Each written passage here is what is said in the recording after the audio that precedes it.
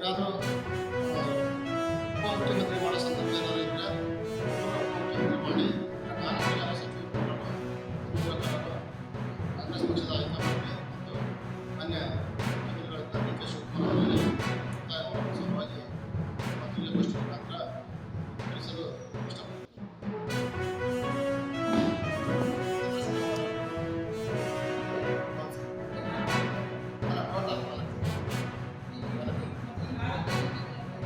ಹೆಸರುಗಳು ಹೇಳಿದ್ದೀವಿ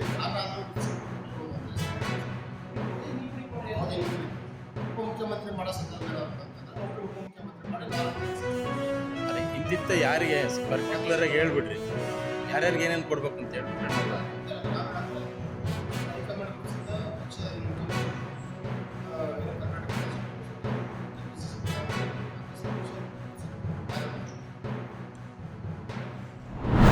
ಖಾಸಗೀಕರಣ ಮಾಡಿರೋದು ಎಲ್ಲ ಗ್ರಾಹಕರಿಗೆ ತುಂಬ ಹೊರೆಯಾಗಿದೆ. ಗ್ರಾಹಕರು ಮತ್ತು ವಿದ್ಯುತ್ ಗುತ್ತಿಗೆದಾರರಿಗೆ ಹೊರೆ ಅಂತ ಹೇಳಿದ್ರೆ ಅದನ್ನು ಹೇಳೋಕ್ಕೆ ಆಗ್ತಾ ಇಲ್ಲ, ಅಷ್ಟು ಹೊರೆಯಾಗಿದೆ.